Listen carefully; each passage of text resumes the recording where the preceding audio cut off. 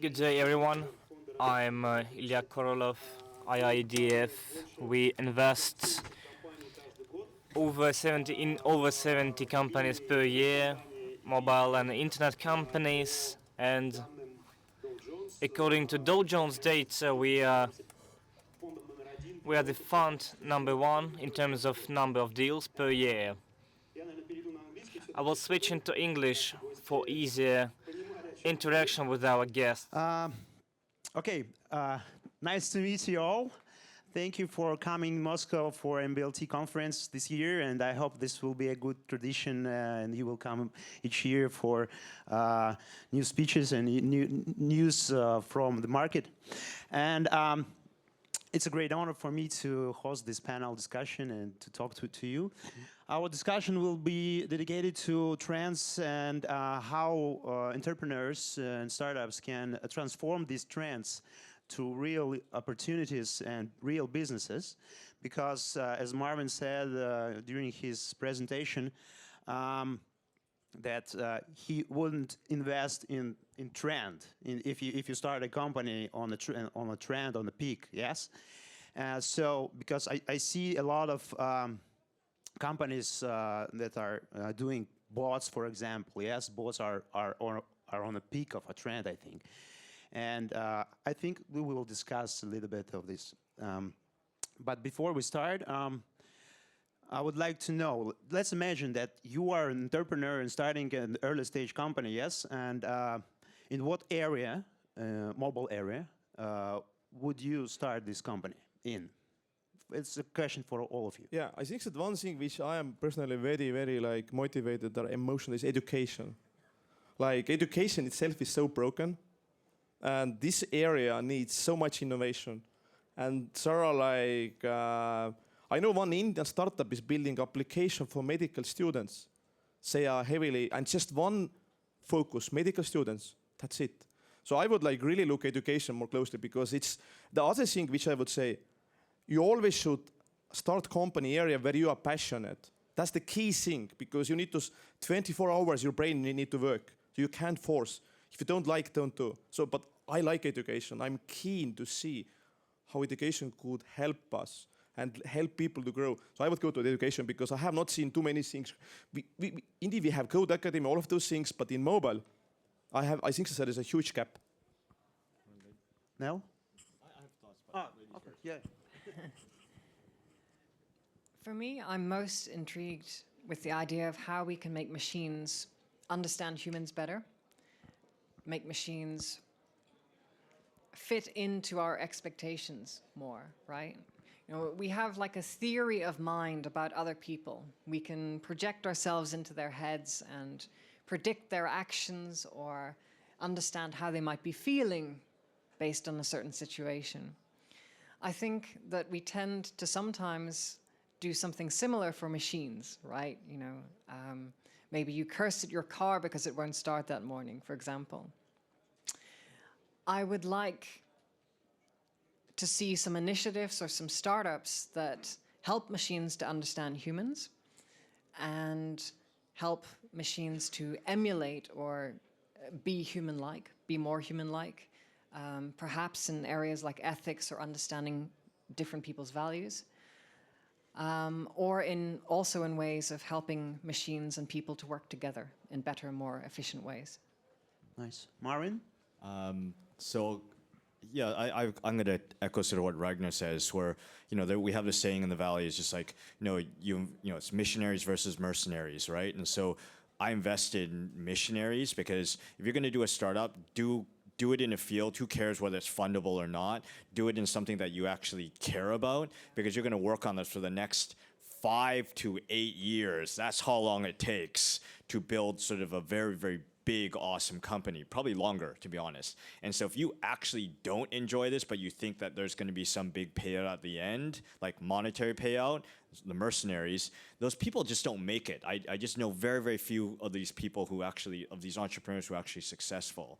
And so for me, the spaces I'm interested in, like fintech, my investment thesis is actually driven on like, hate, right? Because it's like customers, I hate banks. I literally hate banks because I think they treat customers very, very poorly.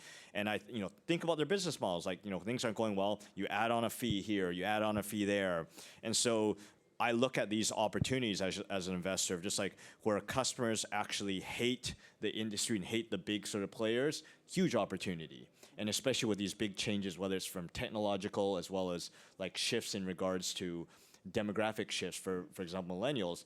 I mean, they said this idea, just like, I saw this stat and it was like 72% millennials would rather go to the dentist and actually like deal with the banks as is right now. Nice. And one more question for all of you. Let's all those trends that are popular now. How do you think? What trends are fads and won't live long? You want to start? Now? This is a good question because I'm not even like, honestly, I don't have time to follow all of the things what's going on, So I personally feel that gaming is so hard. I don't think that this is a bad thing. I just say that this is the hardest like area where to do the thing because it's up and down, But I don't even know, like, because I'm not so big expert, because I'm still entrepreneur, so I'm more focusing what's happening in P2B and so on. But yeah, I would say that the same things, that all of those social networks and communications, that those things like, I know one company which nobody have you heard is Wire. This is started by ex-Skype co-founder. Nobody knows. They have been building that application 4 years. So, and nobody knows, So in that sense, I would say that this social networking, communication, copying Slack and so on, super hard, almost impossible. So, and always the thing is, if there is already a trend, you're already late, because exactly, why you even care about trend, If you have passion and you are strong in somewhere, just go for that. And I have also, like, this is, as I already told before, like, my passion is in P2B, like doing business applications, and even my new startup, which we're also doing innovation in that field, how to basically help employers to develop faster and so on. But yeah, I'm not even knowing these trends which are dying. I actually think it's VR and AR, even though I just think it's so overhyped, it worries me. And also just the fact that the platforms are also fractured. There's just so many different platforms, that concerns me. And there's just no content. So you're gonna have these pockets of weird content all over the place. And so I'm just like really skeptical in general. Like, I don't see this as being sort of becoming a duopoly or whatever. Just there's so many players involved, there's gonna be so many platforms. Facebook, Google, one of the big guys are gonna be the dominant players, but I think it's just a challenging sort of like space right now. But Magic Leap is interesting, but like, who the hell knows? Nobody saw it, but yeah. Okay. I would agree with that. I think that there's actually a great big gulf as well between VR and AR. VR is quite easy because it's quite similar to sitting in front of a screen, except the screen is 2 inches away instead of 2 feet. But with AR, you're projecting something into reality, so you've got a mixed reality. And that's basically a whole other level of technology required. And I think people often merge the two together. And I think that, it's going to take a lot longer to really mature AR. I do think that the hype is justified, but I think it's going to take 5 to 8 years to really start to see the benefits of these kinds of technologies. Okay. I have several questions for each of you, personal. Nell, for you, we talked about bots and artificial intelligence in messaging and whatever. Do you see any viable business models there? How entrepreneurs can leverage artificial intelligence in other apps other than messengers? I think anything that does potentially increase sales can be valuable. And yeah, for me, I think that the great gold rush to come is in curated data. So that's making data sets that power algorithms more powerful, better. Curated by artificial intelligence? Yes, curated by machines and by humans that teach the machines, and then the machines clean up the data themselves. I think that is probably a gold rush to come, since the data is essential for ever more advanced versions of machine intelligence. I also think that improving stuff like we saw with the algorithm that improved the video, for example, that is huge. That's by a company called Magic Pony. Those kinds of technologies are going to be absolutely revolutionary, where we take old SD video and upscale it, not in the sort of the old-fashioned way, but in a true way of being able to patch in all of that missing data. To me, that is the next wave of something amazing that we're at the moment not really looking at very much. And how do you think, what time in the future we will see real businesses built on AI? We're starting to see those businesses arrive today, and those products are just coming onto the market. But I think we don't quite understand yet the power of these companies and the amounts of data they're going to be able to produce and to clean up for us. And we're also starting to see, of course, machines do stuff like journalism. We're now seeing machines taking information like, who scored in a certain football match, for example, or financial information, today's quarter versus the last quarter, and auto-generating content based around that. That is going to increase. And I think that within 5 to 10 years, we're going to have technologies that can look at a movie script and create a kind of simulation of that movie script in a virtual world based just upon the text. And I think that those are going to be used for sort of storyboarding things, right? But I think that there will be 1 or 2 films that come out within the 5 to 10 year time frame that are purely based on that kind of machinima style, where the AI interprets the script for us. Great, thank you. Ragnar, question for you. Do you see the difference between European entrepreneurs and, for example, US or China entrepreneurs in terms of nailing mobile opportunities? Like, do they copycat more, or they're more creative or innovative, faster, slower? Yeah, I think I can't say too much about China, because even I have been in Hong Kong, and China is not my expertise. But I was just 2 weeks ago in Berlin, and those guys are really copying. I can see that. There is this famous Rocket Internet, which is the copycat factory. Yeah. But again, this is just one country. So one thing which is different, US guys really know how to sell. Like, they know how to do fundraising. They just go and do it. Here people are like very like sometimes even shy, introvert, and so on. Don't have that energy. So we need to like learn a lot how to sell your idea to VCs. This is what we are lacking heavily. Same time, we can innovate. Like, I totally believe that here we have much stronger technical co-founders, but we are missing this CEO or whatever guy who just goes and break all the doors. So that's the thing what we are missing. I have been learning that, in the last 6 years. If you would see me like 10 years ago, you would say, oh my God, who is that guy, like. Yeah, he still say that, that's the unpolite US guy, like. Anyway, so that's the big difference. But what I see here is that exactly, in US, everybody sells you and you never know is it half true or 20% true or 10% true. Here, you kind of need to sometimes double that, because they are so like conservative on the other thing. So that's, I think that in fundraising level, we are heavily, and also even we today, all of our competitors have raised more money, but we are doing more revenue because we are using our funds more conservatively. And that's big thing now, guys, big thing. You can build company much more effectively from here, and that's your advantage. That's the very important thing.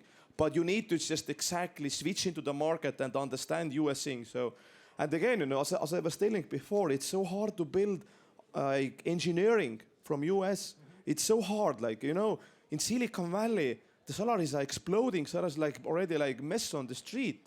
You need to pay annually 150.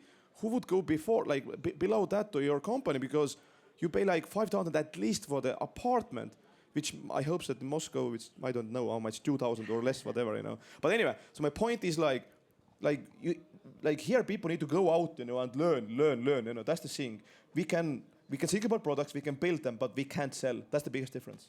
Okay. And do you think that in Europe, or actually in Moscow or in Estonia, entrepreneurs are more focused on revenue and money and unit economy and everything like that? Absolutely, because that's what VCs and investors are asking, because like it's so hard to do fundraising. And honestly, I am heavily spending my time in Eastern Europe because I would better invest into the Eastern Europe than the US. It's just I first of all understand the guys. I know how working you can be and so on.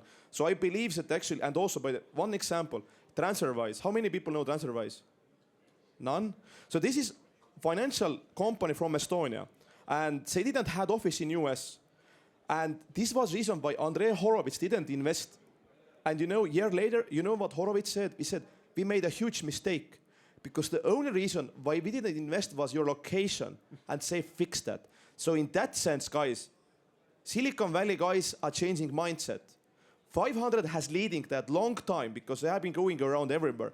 But Silicon Valley VCs are understanding that you can have some presence in US, but they are much more open to speak with you and know because they know already. So if the Horowitz basically said that publicly said, this is huge mistakes, and if you would not invest into the company which is out of Europe, then that's the trend, and you should really, use that trend and go and speak with them. And how do you think, what country in Europe leads the mobile world? That's so. I think that come on, like Israel is always like leading some things. Whatever we are looking, Viber is from Israel, the Waze is from Israel, and so on. So I think that Israel is just somehow this small, tiny country, 5 million people, has been. London is pretty good, but the problem is it's getting more and more expensive. Berlin is it's growing fast, and then we have, all of those smaller things, Estonia, Russia, and so on. But Israel usually is the most active, Okay, thank you very much. Marvin, 500 Startups is growing really, really fast. You are opening a lot of sub-funds all over the world. And you see, I think, maybe your pipeline is the biggest in terms of startups you see all over the world. What is the main source for mobile startups? How do you think? What country? Outside of US? Definitely super interested in like Finland. There's a lot of very, very good mobile companies coming out of Finland. Sweden is excellent. Like that's an amazing market. Yeah, Israel, of course. Both consumer and B2B. Obviously like London for, like what I look for, like every city has like certain sort of like specific things that they're really, really good at, right? So if you look at London, I look at fintech companies. If I look at Berlin, it's probably more e-commerce related. I'm really interested in Lisbon. That's an area that I'm seeing really, really interesting activity that's coming out of the region. Cybersecurity out of like Israel. What other regions? There's actually super interesting B2B startups actually coming out of like most of like the Eastern European region, Central Eastern European region. So like Estonia, there's interesting companies, of course. But I would say like the Baltic and sort of Scandinavia region, probably is the best place in general. Partly because I think if you think about what has happened in the region, like Nokia, Ericsson, Sony Ericsson, there's a lot of deep mobile expertise. And a lot of those companies all suck right now. So like a lot of these people have been fired or laid off or just have left the company. These folks are great talent. They've been forced to actually adopt entrepreneurship. And that's part of the reason sort of we spend a lot of time there. Okay. Actually, you had this question, I think, from the audience, but can you name one startup that you regret that not in 500 startup for portfolio? Pipe drive. No, I mean, I regret the company, but they had to hang out with you. So that's the problem. That's the problem. Yeah, I know that. I mean, look, we've missed so many companies, right? Like, the Uber story is Dave's very, very clear about sort of missing that one. We've, like a lot of the so-called unicorns, like we just miss a lot of companies. And I think that's one of the challenges, particularly investing, I would say from 2012 through to about 2015, there was just so much noise in general. So I don't know. So I think sort of you want to judge your record based on. I've only been doing this for 2.5 years, so it's as a professional investor, it's just very, very hard. I think you'll judge my record like in 5 years from now, see sort of whether it's the right thing or not. Because the big ones I've missed, like we missed Instacart. Who knows if that one is going to be a good one or not, right? Or Postmates, like who knows? The reality is that there's 229 unicorns. 90% of them are going to be dead in like the next 2 years. Who the hell knows? Yeah. Yeah. And what startup in your portfolio you really admire, like right now? I have a bunch of companies. A company I'm deep fan of, Shippo. They're an API for shipping for like for e-commerce companies, like doing really, really well. They just recently announced their Series A from very, very good investor, like top 5 investor. And broker, they focus on the insurance tech area. Just awesome team, growing like a weed. Lenda, which is focusing on the mortgage, it's like that's a $100 billion industry that's so backward, and they're really taking a lot of what is like all paper and taking it and making it online, right? And you're like, that's so obvious, but like, it's just a traditional industry. They're doing really, really well. So like, there's a lot of these companies. Another one, Neighborly, which is focusing on the municipal bonds market. That literally is a $1 trillion industry, and huge. Anything that screws Wall Street, like I'm a big fan of. So this is like that's one I'm super excited about. Great, thank you. And one more question for all of you. Let's get back to Moscow, and probably if you are familiar with Russian entrepreneurs and developers. And can you name some of strengths and weaknesses of Russian entrepreneurs and developers, and how we can leverage this to be more effective, successful, whatever?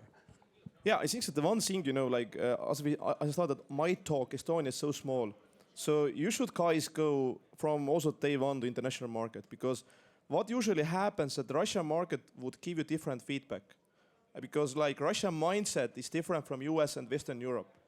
And if you build your product only depending on one market feedback, which is very challenging, so your product will be different. And that's what you need to learn, Like, why we are so strong exactly is the fact that we was going to Silicon Valley very early days. And we learned one thing which many of you don't understand. World has so many languages. Like, our second market is Brazil. How many companies think about that? So if you're going from here and you think about those things, you can also compete with Silicon Valley, because they have same problem. They are focusing only English-speaking market. But you should, like, Europe is how many languages, how many cultures. So one thing which I would do differently, which I'm keep repeating, go outside, learn outside, go to those centers like London, Tel Aviv, Silicon Valley is the best indeed. But like think about and speak with your customer from the first day on, ask feedback, like don't build, but first learn. And just learn and, have feedback. Because sometimes what I have seen also, people are building 6 months product and then they go to the client. I would go before I would start to even build that. I will show them and ask feedback, because then So you should have your first clients like in PipeDrive, we had the first test clients 3 months before, like after we started company, because we immediately was going market. This is solution, please give us feedback. And best feedback, bigger markets, especially US, because they are not so sensitive about the money. If you solve problem, they will give you money. Here, it's challenging. So this is the one thing which I have seen, like, which is different. Thanks.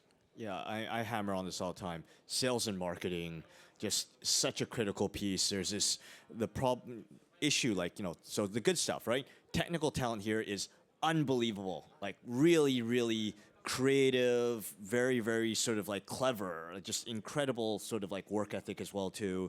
So love that. The part that is less good, and I actually think this is a non-US issue in general, like every country outside the US in general. And I'm Canadian, right? So I can say this, and now I'm American. But one of the problems, sales and marketing just sucks.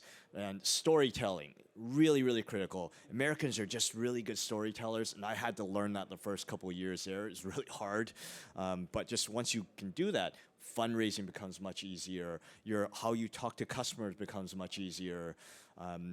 Recruiting becomes much easier. Just my program, so we have an accelerator program, and we have a Russian company, Easy10, right? And they've learned, we hammer them on these things. That's all we do because we think that's a critical piece. So I think there's too much of a bias of like, build it and they will come. It's BS. Build it and they won't show up, right? It's just like, that's half the critical piece. The other half is finding customers, customer acquisition. Don't underestimate how critical that is. That's the reason most companies fail. It's not because they have an awesome product. How many crappy products with like awesome marketing are there, right? Microsoft, right? Like horrible product, and yet look at where they are, right? Like just it's marketing. I don't know. Okay. Now. I absolutely have to mirror that as well. I have had the pleasure and privilege of working with Russian engineers on a number of different projects. Some of them quite complicated, for example, projects that involve machine vision, machine learning, drones, telecommunications, netcode. And I've worked with Russian engineers that are able to work in all of those disciplines incredibly fast, incredibly diligently. I'm amazed, and I love to work with Russian engineers. I think that they're perhaps the best in the world. But also, I recognize that there is a need for product management. There is a need for truly understanding the needs of the client, getting the customer on board as your first investor, and helping to guide the development of the product. And that goes hand in hand with sales and marketing, as well as what Ragnar said about trying different things in different markets. One approach that works in a certain market is going to flop in another, and vice versa. So have an international focus. Understand that engineering is a necessary but not sufficient component of building an amazing product, and that even the best product will be completely ignored by everyone if your sales and marketing isn't spot on. So I completely agree. Great. I'm just adding one thing, like, guys, actually, borders are much more open than ever, Like, I know that there is some crazy things going on, but even in Estonia is now doing special startup visa. I just had meeting with Prime Minister, and exactly, you can most likely end of the year go to startup visa in Estonia or in Italy, I think the Netherlands as well, And it opens you, the more doors you can spend, the more time. The more you will go out of your comfort zone here, the faster you will reach into the success level. So just, if you want to come to the Estonia, you can even just email me, and you can always use those people, in the conference. Just approach them, ask, this is the way. You need to exactly even learn one thing, how to ask help, But many times people even don't know that, because Silicon Valley has built at that. You can just see in every Starbucks there are like 5 meetings and 5, somebody's pitching. Just learning that is a huge thing. Exactly, I'm talking as well.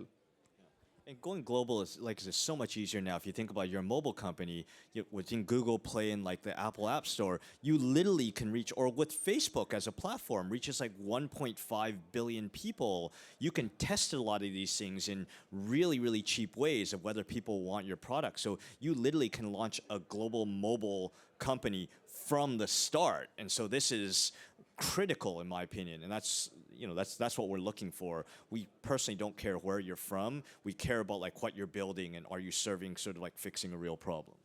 You know what I've found lately? That we have 2 biases. 2 problems, actually. We think that we are a big country and we have a big market. It's not like that, because our market is very, very small. Maybe in enterprise you can make money, but on B2C you can't. And the second problem is people don't speak English. People don't read English in English. And it's a big problem. And they think only locally, because they can't read content in English. They can't communicate in English. And it is a big problem. I always say to my founders in my portfolio that if you don't know English, you can't go global. And it's a big problem. How many are using these translation things right now? Can you just share? Not too many, yeah. Not so bad. It's a good news for me actually, and I will. We have 30 seconds or more. I'll try to resume all what we have said and what I've learned, and maybe you can add something. First of all, don't listen to trends. Do something that is in that what you are passionate about. Second thing, be fast and be lean. Yeah, you have to show your ideas to customers right away when it pops up in your head. Third, go global. Think global, and to think global, you have to learn English and know English, because it's international language.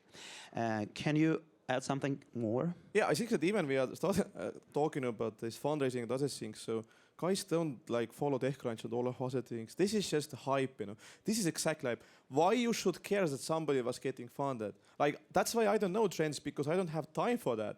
Okay, what I'm following, how like those trend like things, how many users somebody have. That's interesting data point for me. Like somebody hit 10 million in whatever 3 months, but funding, 90% of the VCs will fail. Come on, guys. Which means that 95 even exactly. Which means that same amount startups as are failing. It's also investors.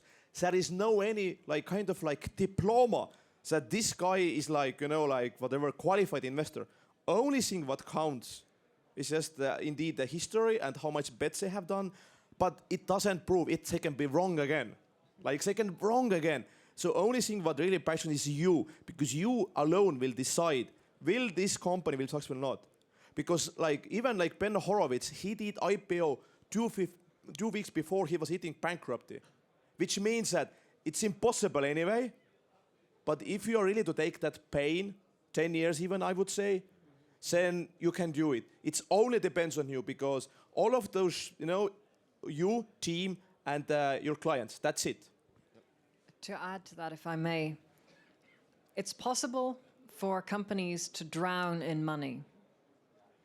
So a company can get a massive injection of funding, and they hire a huge amount of people very quickly, and they're often not the best people. They're often good on paper, but not in practice.